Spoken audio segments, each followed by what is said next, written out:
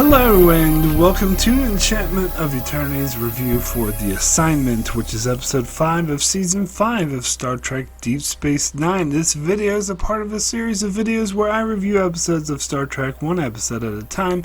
In this video I cover the season 5 episode The Assignment. So The Assignment is the episode in which Keiko returns from a trip to Bajor to the Fire Caves, and she is possessed by an evil Pah-wraith who threatens O'Brien, saying that she will kill Keiko if O'Brien doesn't do exactly what she wants him to do. And O'Brien at first doesn't believe her, but then she proves her sincerity in saying that she could kill Keiko within half a second if she suspects that O'Brien is not doing what she says. And so she tells him to change something in the station that was just a test to see if he would do it, and he does. Then they throw a birthday party for Miles, and Miles has to pretend like everything's okay, but he's actually really upset and anxious because, an evil being is threatening his wife. But she tells him to get it together and act normal. And so the next day she gives him the assignment, which is to do all this weird stuff with the station and little tweaks that he doesn't think is a big deal. And so he goes off to do it, but then he thinks, oh, maybe I should tell Cisco. So he goes to the promenade to find Cisco, but Keiko sees him, calls his name, and then jumps off the railing, nearly killing herself, and could have paralyzed her. And she tells Miles, I can't believe you're about to tell on me. Know that I will kill, Keiko. And in fact, she also threatens Molly.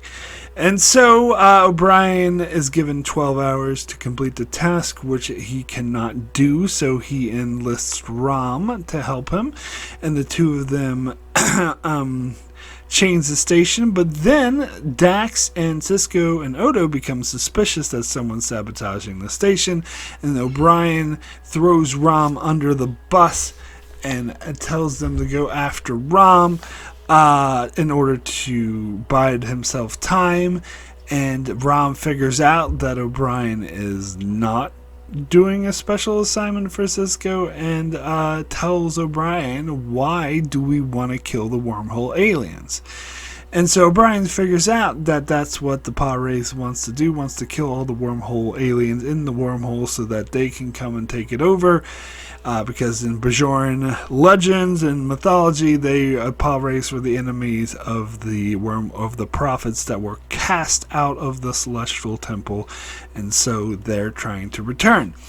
So O'Brien takes Keiko on the runabout, and they go off to complete the deed and destroy the wormhole, and she's very excited. However, O'Brien does the burst from the station that would kill the wormhole aliens, but instead of the wormhole, it hits the runabout, and thus it kills the Pah-Wraith, inhabiting Keiko, and saves her life. And then O'Brien returns to the station. Odo's getting upset, rubbing his jaw, and everyone's like, Chief, you got some splaining to do. And then everything's perfectly fine, and the episode ends. So this is another, I was looking over again the patron comments, and this is another disconnect where everyone seemed to like this episode more than I did. So I feel like I'm going to disappoint people. Because here's the thing. Everyone has their hang-ups, like the tropes that they really hate and can't avoid. And I notice people have different ones. Like my sister had one with amnesia. She hated episodes like Thine Own Self on TNG or Workforce over in Voyager, which I love both those episodes, but she's like, oh, I can't stand the freaking amnesia trope. But it doesn't really bother me. I'm bothered by the henchman trope, where you have a henchman who is easily tricked or fooled by the heroes. Like the heroes get captured and they can easily trick and fool the henchman in order to get out of it and appeal to his ego or some shit. Hate that trope. And also not fond of the trapped in the holodeck trope either, but that's more specifically the Star Trek, where these other tropes can be many TV shows that do them all the time. And I realized while watching this episode that another trope that I am opposed to and irked by is the possession. The taking over your evil being, taking over your body. Especially in Star Trek.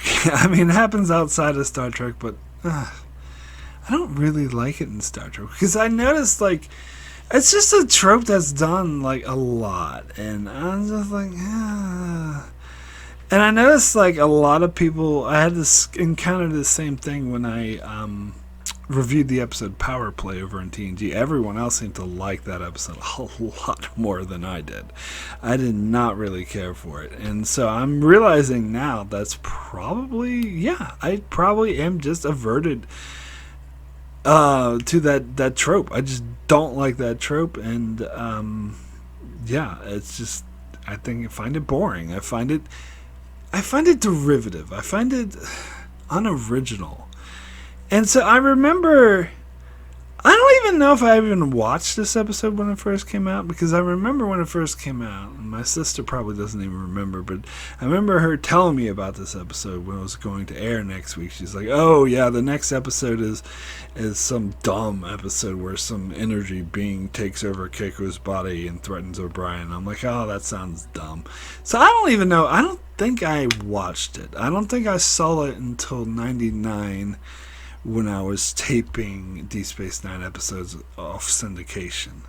Because I think, in like 99 through 2002, maybe 2003, I was trying to make up for my collection and retape all the episodes I missed, particularly from DS9, maybe Voyager as well. I remember I caught this one on syndication. And so I had already seen like all the stuff with Rom in season 6 and with Rom being an engineer. So yeah, I felt like I watched this one out of order, and maybe I couldn't appreciate it as much because this is the first one that does deal with Rom being an engineer. Ever since he was promoted back in Bar Association, we never really saw him as an engineer until this episode. And so yeah, I do appreciate it for that. But I'm sorry. Like, especially after doing Power Play, where Miles was taken over by an alien and threatened Keiko, and now Keiko's taken over by an alien and threatening O'Brien and making their relationship hard. I'm like, this has literally been done before, just with the characters swapped. Like, this is so derivative. Like, this is so unoriginal. I just can't get into this episode because of that. Now, I do like the Rom element to it. But it's not great. It's a bit cheesy. Like, especially it's like, is this what Duarte drinks on the day shift? Like them, I don't know. Sometimes I like Rom, sometimes I don't. It's just a goofball, and it was a bit silly. And there's, I'm gonna get into season 5 of DS9 because some people love season 5 of DS9, call it like the second best season of the show, whereas to me it's my second least favorite of the show. I just find it very bland, and I think, and I'll get to this as we go, but I think a lot of it has to do with the production value. Something about the way it was shot or the sound design, maybe it's the sound design, something makes it sound and feel like just more bland. It doesn't feel lively like season 3, season 4 felt lively, and season 6 and 7 felt lively, like you're in it in action, where here there's a bland quality to it. I can't articulate why it exactly has this bland feeling.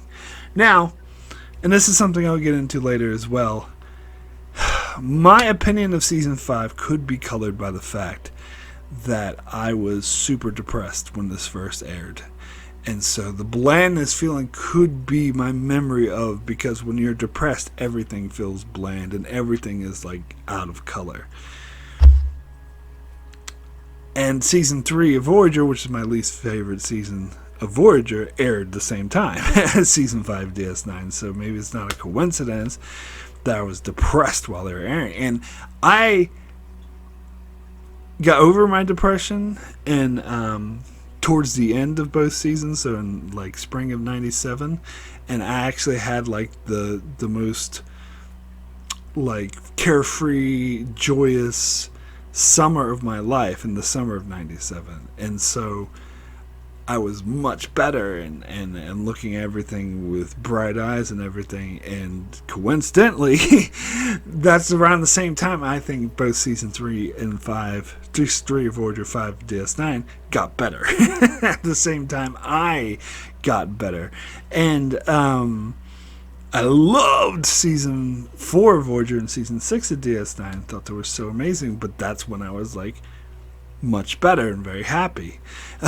So you could say it's that, but here's the thing. There's several things that make me think that it's more than that. First of all, I'm not the only one who doesn't like season 5.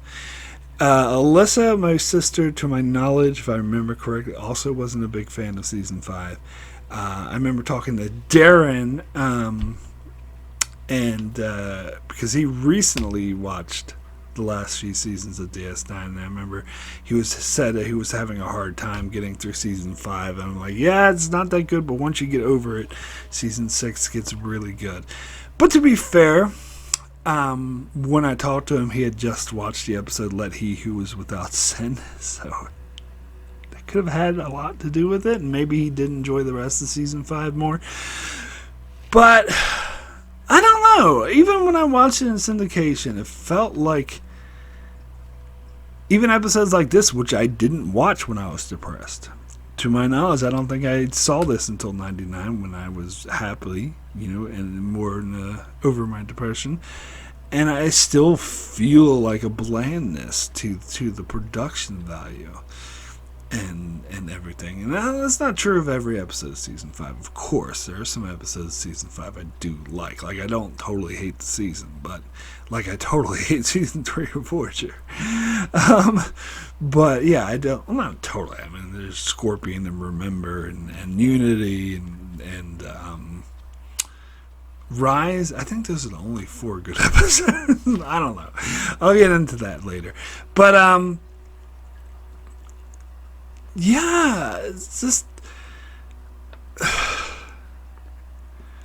don't even know what to say about this episode. It's just so unoriginal. Like, the whole episode is like the 24 trope done over and over again. Now, granted, this episode came out before 24.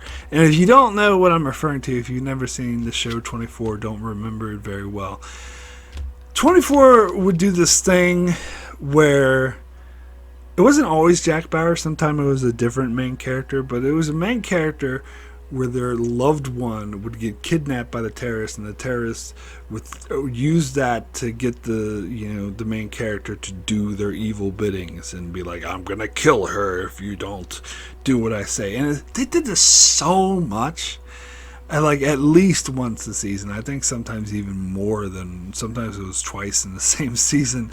Like, they did this so much where there was there's main characters that were a couple, like, are romantically involved, and one time his girlfriend was kidnapped and the guy was forced to do the bidding, and then later the boyfriend was kidnapped of the same couple and the girl was forced to do his bidding. It's like 24 did this so much. It's like, you do what I say or I'll kill your wife or girlfriend or whatever, or mother. Sometimes it was daughter. I think they kidnapped his daughter once too. We're gonna kill your daughter. Like, they do that trope so fucking much. It was ridiculous. Like, by the end of that like, I gave up on that show after like season 5 because they were just doing the exact same things over and over and over, and I can't believe that show is still winning awards. Anyway, sorry, that's a bit of a tangent. Maybe that also ruined this whole trope for me. Not only is it a body possession, but it's also do what I say, I'll kill your loved one thing. And I think 24 absolutely ruined that trope for me. Now, granted, again, I saw this episode before I saw 24, but even then, I didn't really like it. Even then, the possession trope was enough for me to be like, yeah. And the whole thing with her being like, oh, I'm gonna, kill your wife in a split second. But the thing is that Miles, I don't know, because something about that doesn't sit right to me. Especially when 24 would do it, I feel like that's not a realistic thing, because they kind of both. It's not a very strong position for the villain, because Miles could take the position of, well, if you kill Keiko, you're not going to get what you want. So I know you're not going to kill Keiko. Now, that would require him to risk Keiko's life, but he could sort of convince himself that there is no risk. And also, O'Brien could have told someone anyway. The whole, when he went to tell Cisco and Keiko was in the promenade and saw him, how did she fucking know? How'd she know he'd go to the promenade? What if Cisco is in ops where civilians aren't allowed? She should just so happen to be in ops. How would she fucking know? And in the following scene after Keiko fell and was saying, Miles, you take me seriously now, or we'll hurt your wife even more. And then O'Brien goes out and talks to Worf, and Worf is like, Chief, are you okay? Is there anything I can do to help you? And O'Brien's like, I really wish there was. He could have just told Worf right then and there. She would have no fucking idea. She's fucking in the infirmary, paralyzed. How would she fucking know? Now, I suppose, it would come into play if, they do a plan that fails and Cisco and others do something to tip her off. Sure. But I feel like the reason why he didn't tell anyone is plot. So they could do the plot the way that they want to do. I have the thing where he comes up with the trick to realize that she's doing a beam to shoot into the wormhole to kill the aliens, and use that to shoot at the runabout. And by the way, she's talking about all the time about how she's always one step ahead of Miles, and she knows him so well, and blah, blah, blah, blah. How come she didn't see this coming? Especially when he gave away that he knew that she was trying to kill the wormhole aliens. She should have seen the possibility that he would shoot it at the runabout instead. I don't know. The whole storyline is very problematic for me. Yeah, so the ROM thing...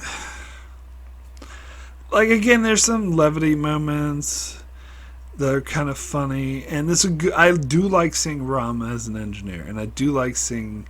It's also interesting seeing O'Brien's team. That's not something we usually get to see. We always hear about these, on TNG, Worf was supposed to have a whole security team. Every once in a while, they'd sort of hint it, but I think one time we saw him giving orders, having a meeting, and there were only 2 officers in there, and they were using the observation lounge. Don't you you should have a security home. But anyway. Yeah, we never usually get to see the actual department chiefs manage their team, so I do appreciate that we got to see that in this episode. And we finally, they finally touch on Ram being an engineer. It does get me thinking that I don't like what they did with Ram at the end of the show, because it seems like his path was to become an engineer, and they kind of regressed his character a bit and also what they did with Ferengi culture, instantly changing overnight, was total bullshit. But again, I'll get to that when I get to Dogs of War. 3 seasons until we get to that one. But yeah, other than that, I kind of like the realm stuff, but it's really, I mean, it was enough to make the episode an interesting watch. Like, I wasn't like when I watched it for the first time, I thought I was gonna hate it, and I didn't hate it because I was like, oh no, the Rom stuff was interesting. But the whole possession storyline like played out pretty much exactly like I thought it would. And then, of course, I would be remiss if I didn't mention that this episode is the introduction of the Pah-Wraiths. I honestly never thought we'd see these beings again, and I think, well, then again, I didn't see this episode when it first aired, and I didn't make the connection, like, even, because I knew this episode existed, but I never made the connection when the Pah-Wraiths did become a thing in Season 6. I never made that connection that it was first shown in this episode, and I think even after I saw this episode, I still didn't make that connection for a couple years. You're like, oh, this was supposed to be the first introduction of the Pah-Wraiths. Yeah, I don't like the Pah-Wraiths.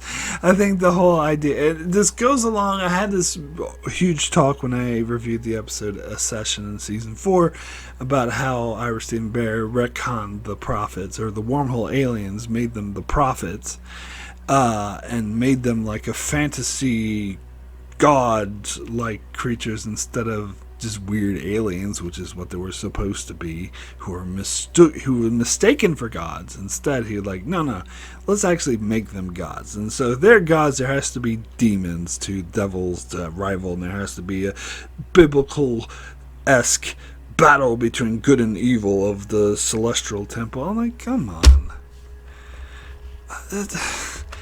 I think this show would have been way better off without this whole storyline, without the Pah-Wraiths. I do appreciate the Gul Dukat becoming a Pah-Wraith fanatic more than most people. A lot of people hated it. I actually like that storyline more than most people. I also like the episode Rapture more than most people. Apparently a lot of people think it sucks. I actually liked it.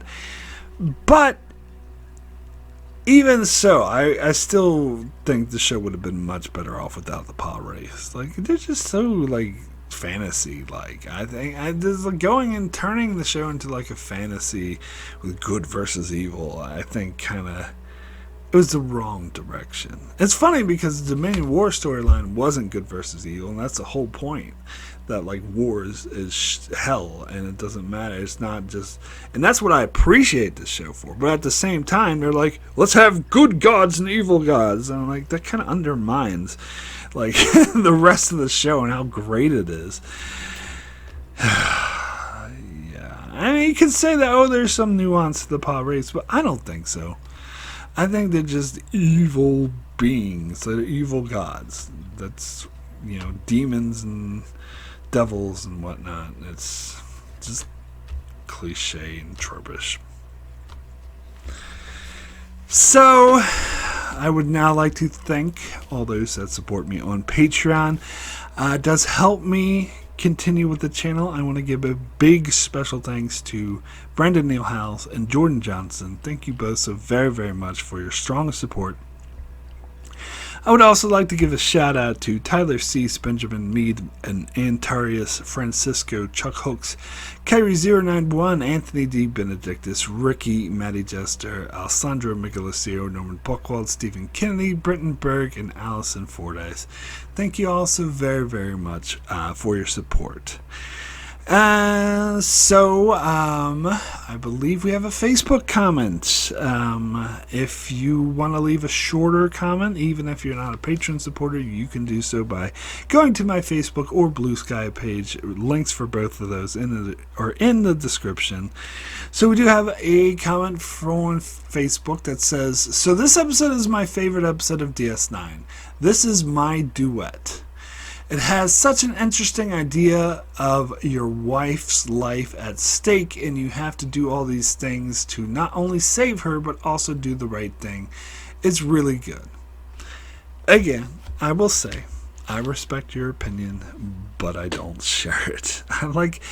Maybe you never watched 24, but the whole thing was like, oh, you gotta do what I say or I'll kill your wife. I guess seeing that 500 times on 24 has kind of spoiled that for me. Anyway, let's get to the patron comments. First one of those is from Kyrie091, who says, "The assignment? More like the ass I meant." Okay, so I like this episode. This is the creepy Keiko one, right? I know this is not a fan favorite. I know most people think this episode is dumb. I know most people think this is one of the worst episodes of DS9. But here's the thing. Most people are dumb. The people who say that, they are dumb. Only dumb people don't like this episode. Rosalind Chow crushes it as evil Keiko. She convinces me and she scares me. And oddly, it turns me on. I know what you're thinking. You're thinking, Kyrie, how can you cheat on Seska? And the answer is evil Keiko. She's too fine. Well, Kyrie091, you just called me dumb. Thanks a lot. But that's okay. And I do like your pun. The ass I meant. I don't know if you can, hear that without it being spelled out, but it's like the ass, A-S-S, I meant, as I mean something or I meant something. Anyway, I don't know why I need to phonetically do it, but I thought it wasn't very clear. But I do like that. That is one of your better ones. The ass I meant. So, you like the horror episodes better than I do, in general. So I'm not too surprised you really like this one. We're going to have this disagreement when we get to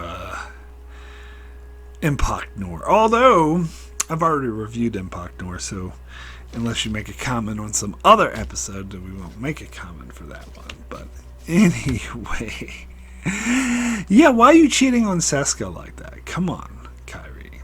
Anyway, next comment is from Jordan Johnson, who says, another O'Brien Must Suffer episode. I like this one though. My favorite part is Odo catching Rom sabotaging the station. The look on Odo and Rom's face is great. To be honest, I like this part of the story more than the back and forth between evil Keiko and O'Brien, with one exception: the look on O'Brien's face when evil Keiko tells him that she's taken possession of his wife's body is priceless. He thinks it's a weird sex game at first, but quickly realizes that she's being serious. I think he realizes it too quickly, because that's a far-fetched thing to say, I'm actually an evil demon that took over your wife's body. Like, when she, says, okay, let me prove my sincerity, and she starts freaking out and dying, if I was him, I would just think she's acting. I'd be like, okay, what the fuck are you doing? I don't know. I guess it wouldn't be very interesting storytelling to have him doubt her for too long, so maybe it works better for the story. But I don't know. I just didn't really buy it all that much. And yes, this is an O'Brien Must Suffer episode, and I don't like that trope. Sorry. And that's another thing I have against this episode is the O'Brien Must Suffer. Ooh, we get that enough. Not to mention, they already did the exact thing in reversed in Power Play. Anyway, well, to be fair, Power Play wasn't the exact thing. He was taking hostages. In this case, they're using it to manipulate. This is the 24 trope, which Power Play wasn't. But anyway, next comment from Norman Buckwald, who says, like Marina Sirtis in Power Play and Jennifer Lean in Warlord, Rosalind Chow pulls off one of her best performances in Track as an alien taking possession of her. And like those other two episodes that bring what would otherwise be a rehashed script of once again possessed regulars or semi-regulars, seriously ups as a great episode.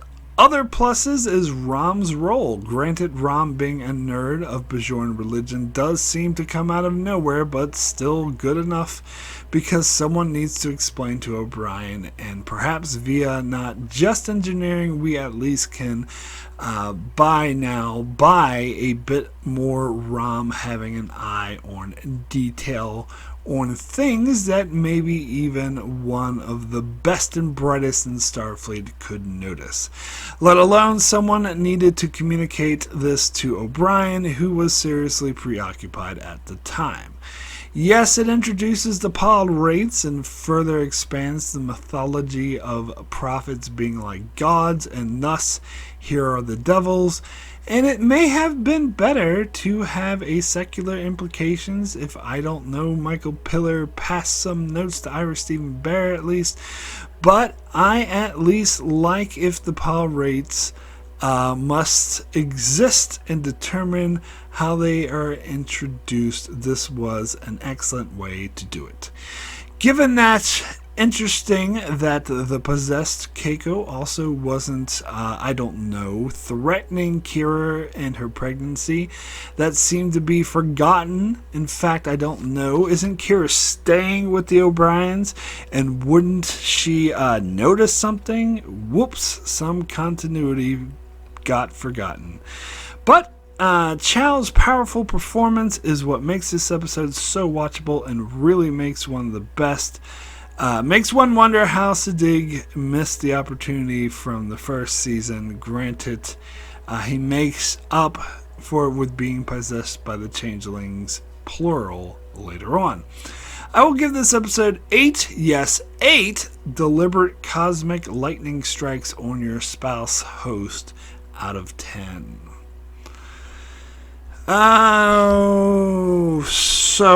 Norman followed up to this comment by saying, I just did a quick research as I was trying to recall what Kira was doing in the episode, and lo and behold, it was the filming of this episode that Nana Visitor went into early labor, and so Kira was conveniently, not there, much to O'Brien's and her advantage. I did not realize this is the episode Kira went to, Nana Visitor, went into labor. I thought that was Lehi who was without sin. I've heard stories about how maybe she had just given birth, maybe it wasn't labor, but I heard stories how Alexander Siddig, who's the father, was forced to work in that episode when he didn't want to. He wanted to be with his son, and he wasn't allowed to. So yeah, I thought that was the deal. Well, maybe she went into labor in this episode, and maybe Lehi, who was without sin, was the next one filmed. Maybe they had already filmed Trials and Tribulations, or maybe they filmed it later. I don't know. Anyway, also, I will point out that they did in the episode, so this isn't continuity forgotten, they did in the episode say Kira's still with First Minister Shakar. So it's actually keeping up with continuity, because in the previous episode, at the end of it, she went off. Oh no, not the previous, 2 episodes ago, sorry. It was, and I don't think she appeared in last week's episode, so it makes sense that she was still on Bajor visiting Shakar. So it's actually keeping up with continuity, because at the end of looking for Parmach, she went off to Bajor to stay with Shakar, and they mentioned in this episode she's still there. So no continuity was forgotten. I think Rosalind Child's performance is fine. Alright, so I think she does do a good job of playing the evil demon. I don't know if I go as far to say it's her best performance. I mean, maybe, because she's not really given much to do. I'm thinking of In the Hands of the Prophets. She does a pretty good job of having the feud with Kai Wynn. I think it's, or Vedic Wynn, sorry. I think is, if anything, it's just as good as her performance here. I know it's like seems cooler to be like I'm playing someone evil, but I don't know. I don't really think it's all that great. And also, are we gonna? I have a feeling because you praised Jennifer Lee in Warlord, so I have a feeling we're also gonna disagree on that episode too. Not that I think Jennifer Lee did a bad job. I think she did a good job too. I just don't like that episode. But, and also, yeah, if I recall, you also liked Power Play way more than I did. Like most people did. Like I don't know. Like everyone was like loving that episode and giving it like 9 out of 10. I was like 5, or maybe I gave it a 4. I don't know.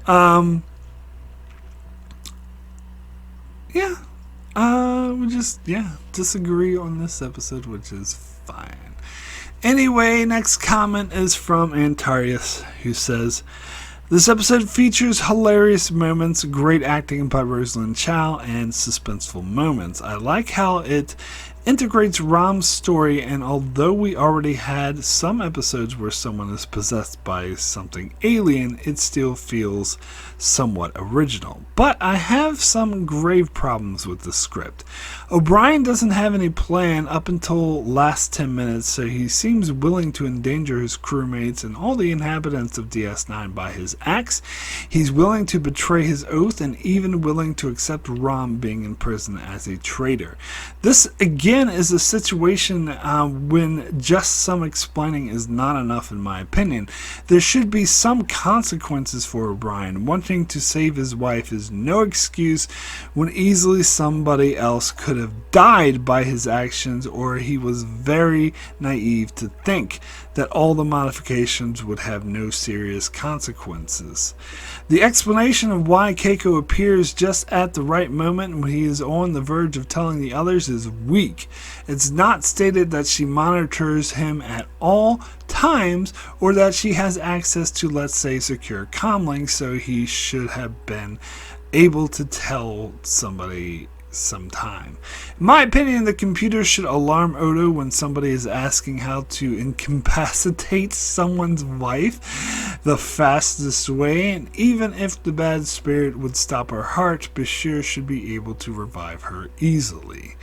We now finally reached the point, and I don't like that at all, where all aspects of Bajoran mythology seem to be totally true. The days when they simply wormhole aliens are now completely gone, and why did Jake always want to meet one of the evil spirits? That is a very strange line of dialogue. So my rating is a 6 out of 10. Well, for the most part, I agree with you. I disagree when you say this still feels original, somewhat original, which I don't agree. I don't think it feels original at all. I think it feels derivative. But that is just my humble opinion. But what you were saying about O'Brien and why would he risk the station and then he just got off scot-free, I was thinking the same thing. Because I was thinking, at the end of the episode, they're like, well, what if this happens again? Now we know all someone needs to do is threaten Keiko's life and you'll do whatever they say. That makes you a liability. I mean, he should at the very least face some consequences. And, I thought it was really fucking goofy. Like, you might have been able to tell through my synopsis. But when, he punches Odo and he goes in the thing, and when he comes back, they play it like a silly comedy, like a sitcom, where Odo's like rubbing his cheek and like, oh, you're in trouble, mister. And we never actually see O'Brien actually explained it to him. He's like, oh, I'll explain it all later or something. And he's like, you have some explaining to do. And he's like, okay. And then it all happens off screen. And he's fine. But you know what? I've talked about this a lot in Star Trek is whenever an officer does something that, disobeying orders and putting people's lives at risk, the consequences are always this. Always. Like, no one ever faces any consequence. Like, that's why I was surprised in 30 Days that Tom Paris actually got stripped of rank and thrown in the brig, because usually they don't give a shit and they just let people get away with whatever.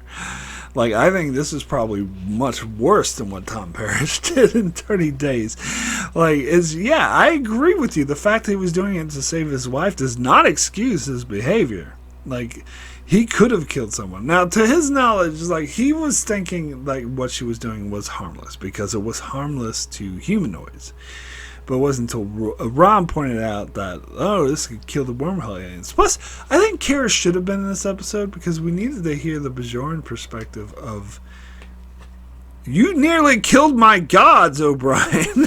Like, there should have been, like, repercussions that Kara had against O'Brien for, like, nearly killing her freaking gods. You think that would be a big deal. Now, granted, he did save the gods by killing the Pah-Wraiths, but, you know, that was really a side effect of getting his wife back, really. That was the main thing he wanted. But now, I completely agree with you that O'Brien could have went to someone, and if the Pah-Wraith killed Keiko, or stopped her heart or something like that, or burst the blood vessel in the brain or some shit, that Bashir would have been able to save her. Like, they're supposed to have, futuristic, perfect medicine that can save people. But you do notice, whenever the writers want somebody to die, then the medicine all of a sudden is not so futuristic. Like, some people have died from really easily things that shouldn't have killed them, but they're like, oh, the script wants them to die, so all of a sudden this glorious technology doesn't work. But when they want someone to live, then they could do something that should be totally fatal, but they're like, no, we have this glorious technology that can bring someone back to life or whatever. Anyway, yeah. So, next comment is from Benjamin Mead, who says, this is one of my favorite ROM episodes. Kidding, but not really. The ROM scenes are my favorite part of the episode, although I am not a fan of the subsequent Pah-Wraith possessions a la Jake and Dukat. Neither the writing nor the glowy-eyed look on them. This is a good standalone episode. I think it is effectively suspenseful. Well, I'm going to say something that might be controversial to you, but I like the Jake and Dukat possessions better than this one. Sorry. So, like I said, I actually like that episode. It's not Rapture, that's the season 5 one. What is it? Oh, Reckoning, yeah. I actually like that episode. A lot of people hate it. And I liked the Dukat stuff in season 7. A lot of people didn't. Again, I would have rather they not do the Pah-Wraiths at all. But if I was going to pinpoint good Pah-Wraiths episodes, this would not be it. This is just the 24 trope over and over again. But anyway.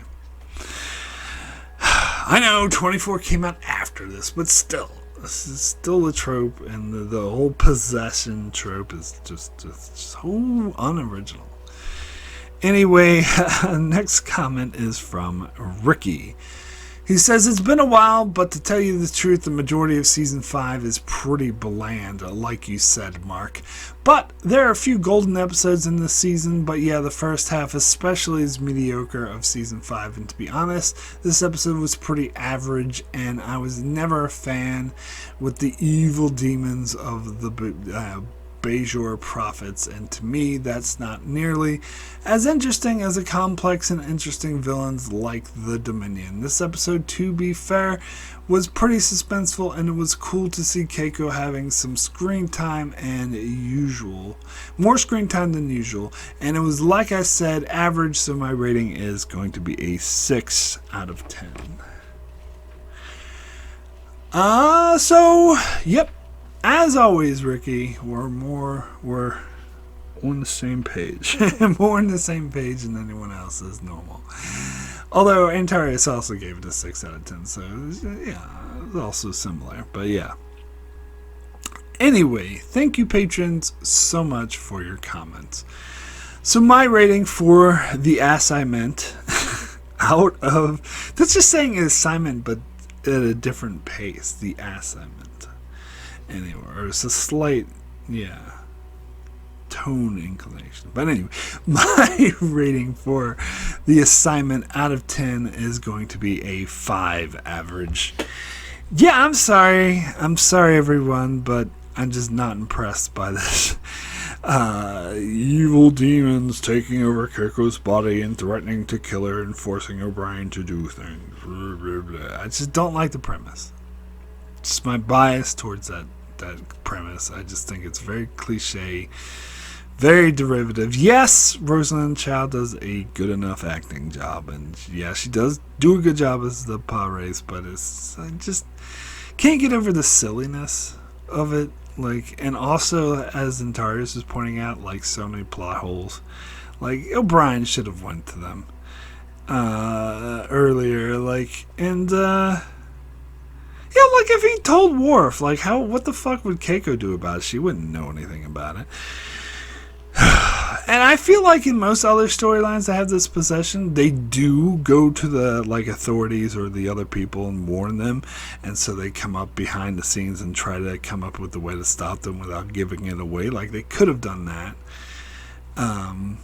But I guess you could say this is more original, but not really, because it doesn't actually make any sense. Now, I was thinking about giving this episode a 4, but I do like the ROM stuff too. It gets a bit silly at times.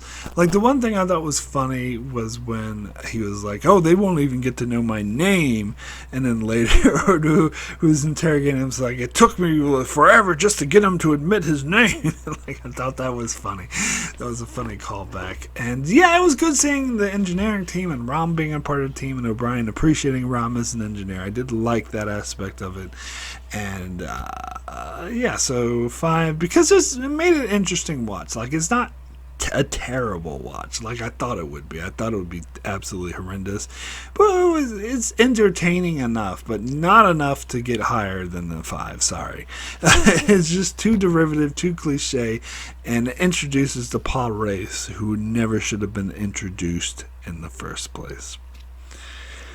So that is it for my review of The Assignment. If you enjoyed this video, please leave a like, leave a comment, subscribe, that sort of thing helps me out a lot. And if you really want to support the channel, you could possibly, no pressure, but you could do so by supporting me on Patreon. There's a link to that in the description below. Different rewards for different tiers, such as you can request videos for me to do, I have pre-releases, you can leave comments for me to read, and do a series of patron-only videos where I revisit my reviews for videos I've already done, exclusively for patron supporters. So let's see what's coming up next on my channel. Monday, going over the Voyager with my review for Sacred Ground. Thursday, I'll be back to DS9 with my review of Trials and Tribulations. And then on Saturday, reviewing the Voyager 2-parter, Future's End.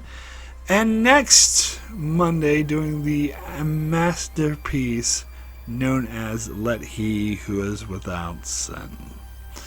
So that's what's coming up on my channel. Be sure to check it out as I continue to cover Star Trek Deep Space Nine and Star Trek Voyager and many other videos on Star Trek and other shows as well. So be sure to subscribe so you can keep up with all of that. And thanks a lot for watching.